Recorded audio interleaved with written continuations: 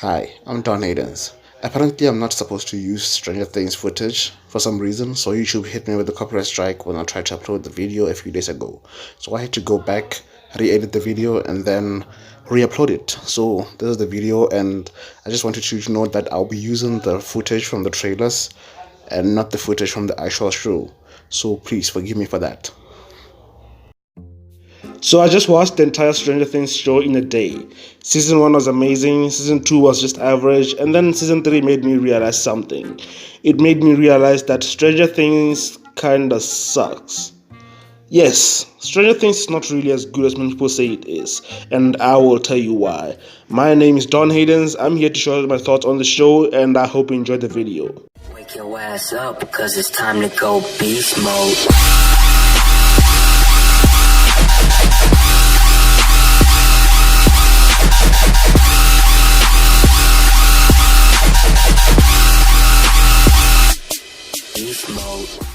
I know some of you probably hated this video just to tell me that I'm a moron and stuff, but please just wait a second and hear me out, okay? I love Stranger Things. It is one of those shows that works so well in a way that it shouldn't. Everything about it just makes sense, and the thing I love most about it is the characters, with Dustin being my favorite. It is a perfect blend of cute teen drama with some Stephen King-esque horror, with a plot that is very well paced and very well written in general.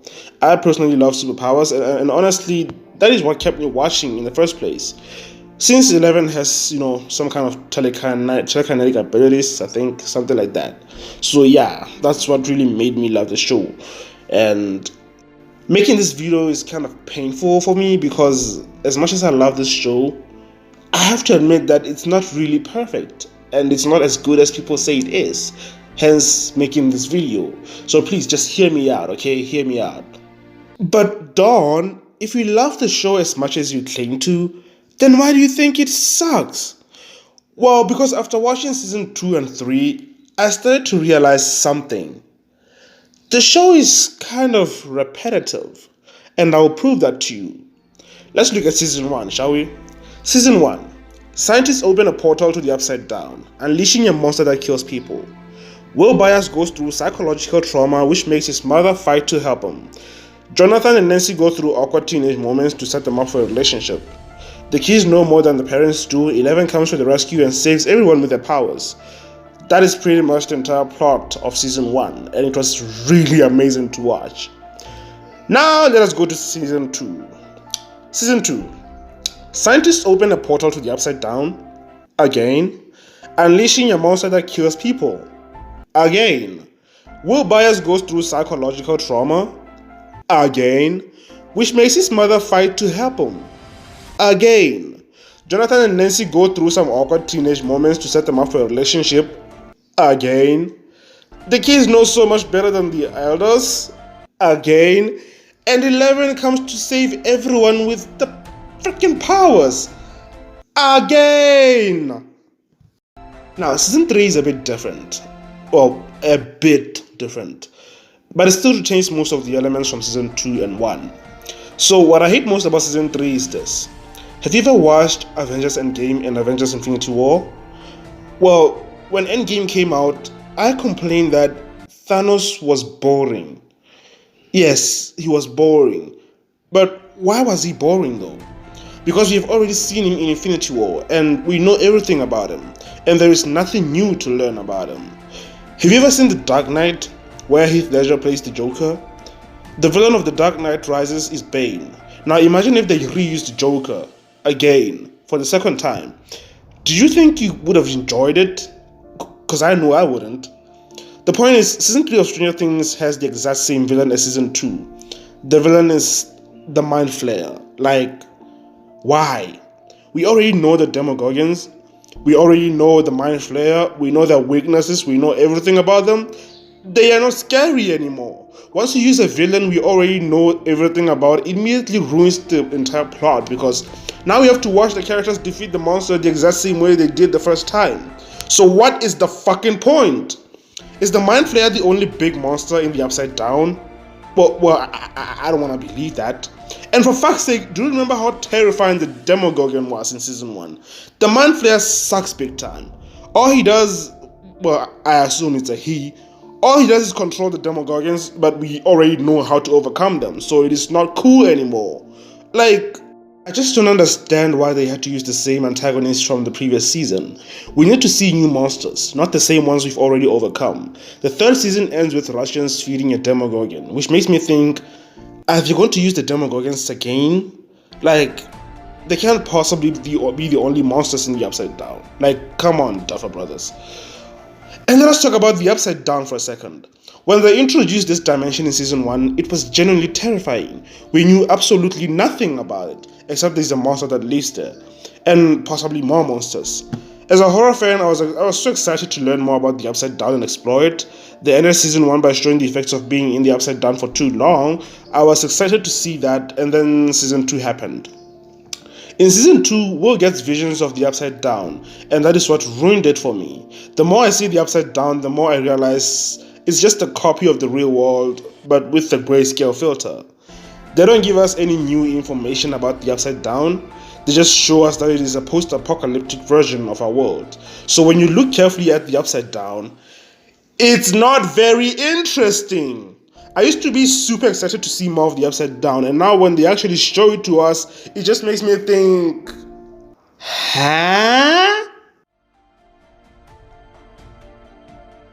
A lot of you people will tell me the best thing about Stranger Things is the characters. I agree with you on that one. The characters are likable, I'm in love with them. They all have their unique personalities and stuff going on with them. Well, except Nancy, Jonathan, Joyce, and what the fuck is his name again? Yeah, that kid. Now, as much as I love these characters, I can't really ignore the fact that starting season 2, most of them are just badly written. Now, don't get me wrong, the way the characters interact with each other is amazing. I would watch that all day because they're enjoyable. But if you look at the characters and relate them to the whole plot, they're badly written. Let us go through them one by one, or two by two, since most of them are paired up in these later seasons. Dustin and Steve and Robin and what's this girl? Erica. Yeah. Simply my favorite group in the show. They have a really great relationship. Honestly, I would watch these guys all day even if they had their own spin-off show. But I do have some problems with them though. And so in season 3, they infiltrate a secret Russian base and manage to learn everything about it. Just like that. Which actually raises a lot of questions. Like, first of all, how did the Russians build a huge secret facility in America without anyone knowing about it? I mean, I know they have the mayor on the side, but really? Like, really? And also, how the hell did this girl crack Russian code so easily using a freaking dictionary? I get that she's smart, but why would the code be so freaking easy to decode in the first place? Also, why are they opening the portal again? I mean, the show never tells us why the Russians are doing what they're doing. They just open the portal just cause. And for fuck's sake, how the hell did they know about the freaking portal? And man, fuck this. How the hell did the American government forget that the portal exists? I mean, it did release a monster that killed people in a small town. So don't you think the government would keep an eye on the portal and make sure it never opens again? So why is this American government ignoring the portal? Why is it not guarded or anything like that? It doesn't make sense to me. Moving on, we have Nancy and Jonathan. Yeah, they're the most boring characters on the show, period. They don't do anything interesting and they don't add anything substantial to the major plot. Oh, I forgot to mention, Robin is gay! What? Feels like I just dropped a bomb out of nowhere, doesn't it? Well, good, because that's what the show does. Gotta check the representation box somehow, I guess. In season 2, Mike is not interesting. He's just a dick and he acts like an asshole towards his friends all the time just because he misses 11. Well, fuck him, I don't care about him. In season 3, he's just there. He breaks up with Elle for some reason, I don't remember, I just didn't give a shit. And that's pretty much it. That's all he does in this season. Will Byers. This character had the best potential to be a really, really good character in season 2. We didn't connect with him well in season 1, so when I realized that he has the power to sense the mind flayer in season 2, I thought they would give him some kind of importance to the plot. And I expected them to give him a strong emotional arc in season 3, since he is the only one who's trying to hold on to his friends and actually do the stuff they used to do when they were kids. Well, technically they're still kids, but when they were younger. The scene of him losing his shit in season 3 is my favorite scene in Stranger Things, period. That scene was so very well acted, and this guy is a pretty good actor, I must say. In season 2, they make him that kid who just stands in the background looking scared, telling people where to go. Nothing else. And oh, they have to save him from the dangers of the Upside Down. Again! And let us talk about Max and her brother. In season 2, they're just there. In season 3, they have the potential to be compelling characters, but they're completely wasted and turned into cliche characters who don't do much. Especially Billy, who's just a puppet controlled by the main antagonist, which was just bad because Billy was poorly set up in season 2. And now let us talk about everybody's favorite, 11. Season 2, she sucked. All she did was cry, get angry, smash things around with her powers, and get to save the day. However, I have to mention that I love what they did with her and Harper in season 2. The relationship was great, and I'm not going to talk about the terrible episode where she goes to Chicago to meet her sister. That was the worst episode of the entire show, period. In season 3, she breaks up with Mike and they get back together. That's all. And oh, she loses her powers and doesn't get to save the day, and yeah, I guess they did something different this time. But I don't really care about 11 anymore. She's just boring, so let's just move on. Harper and Joyce. When it comes to season 3, I have one thing to say about these characters. You need to shut the fuck up! All they do is act like kids. They're in a Russian base arguing so loudly in English while they're pretending to be some Russian gods. Like, what the fuck? I really hated them in season 3 and I don't really want to talk about them. They were just dumb. They were acting like the kids while the kids were acting like the adults. I don't believe the characters are the best things about the show anymore. The characters I saw in season 3 are complete opposites of the characters I saw in season 1. So, moving on. Oh, dear God. Okay, I told you that I really love Stranger Things. And I didn't really want to make this video because I love the show. I don't usually criticize some TV shows that I really love. So, I'm going to tell you the things that I did not like about the show. I mean, things that truly throw me off. And I will mention possible solutions to the problems I have with the show. So, yeah, I hope this makes up for criticizing the show that I really loved the most. So, number 1 is repetitive plot. The plot is repetitive. Like, a portal is opened and it releases a monster that kills people, and 11 and her friends have to save the day by closing the portal. That's pretty much the plot of season 1, 2, and 3. So here's my solution to that. Seeing the same plot and monsters over and over again is not interesting anymore. So if I were the writer, I would introduce a whole new antagonist. Like, for example, imagine if you find out that the characters that we've been falling in love with this whole time are not the characters that we saw in season 1 and 2. What if somehow the Mind Flayer or any other antagonist that we can use in season 4 managed to swap the bodies of the kids, or maybe like the personalities, or I don't know, like the consciousness of the kids, and put it in some kind of creatures, while those creatures take over the minds of the kids? Something like that. Like, what if those kids are the antagonists and the real kids are stuck in the Upside Down? Something like that. I mean, I just came up with that like a minute ago, so if it sounds dumb, don't crucify me for it, okay? So yeah, if you got a new plot with a whole new type of antagonist, season 4 could be really great. And I am gonna watch season 4, so yeah, I feel like we need a new antagonist for season 4. I'm gonna do a season 4 story outline just to give you my version of season 4 and how I would write it. So if you don't want to miss it, make sure you subscribe to this channel, and yeah, hopefully you will love it. So talking about the Upside Down, it brings me to the point number 2, the Upside Down. Now, as I mentioned, the Upside Down is not very interesting anymore. There isn't much to it, and it is just a boring thing to think about it. And do you remember when the Demogorgon in season 1 could teleport to any location through the Upside Down? It came crawling out of Joyce as well. And even Joyce could talk to Will through a window, which was turned into a portal at the time. So what happened to that? Like, why is it that it never happens again? It raises so many questions. So my solution to this is don't introduce a new monster. In season 4, monsters are just boring now. Like, it would be really boring and I don't know, like it's really stupid if you introduce another CGI monster because we've already seen many of those. So I feel like, looking back at my idea, if you introduce a new antagonist, it could work really so much better than introducing a different monster. Because, yeah, we've seen too many monsters and Stranger Things is not interesting anymore. Even the show itself is not interesting anymore because, yeah, the special thing about it is gone. Yeah, so please don't introduce new monsters. Just make someone the antagonist. Like maybe make the kids the antagonists. Like going back to my previous idea that I just mentioned, like what if the kids became the antagonist? It would really put us off a bit and it would make us want to watch more because you want to know what happened to them and why they're doing that and how they're going to solve that problem. So it would be really interesting if the kids themselves become the antagonist. So yeah, I don't know. I will talk more about it in my video when I talk about my season 4 outline.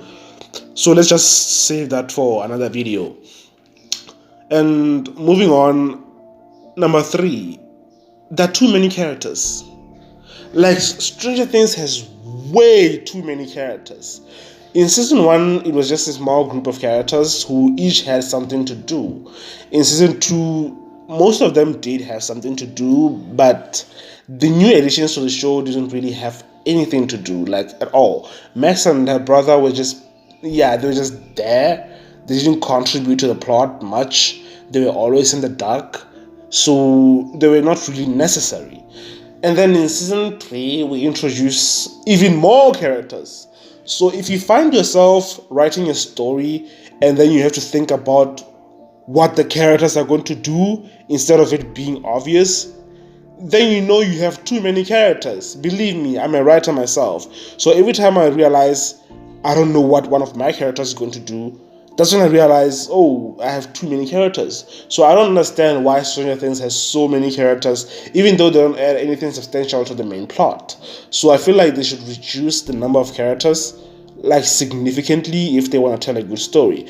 Otherwise, they're going to have to create so many subplots and make pairings and stuff like that. And it ends up making the story pretty boring, really. I mean, look at season 3. You'll know what I'm talking about. And then moving on, number 4, mysteries. The one thing that made me truly love Stranger Things is the mystery behind it. If you watch season 1 for the first time, you're going to ask yourself, what is the Upside Down? What is this creature? How did it get here?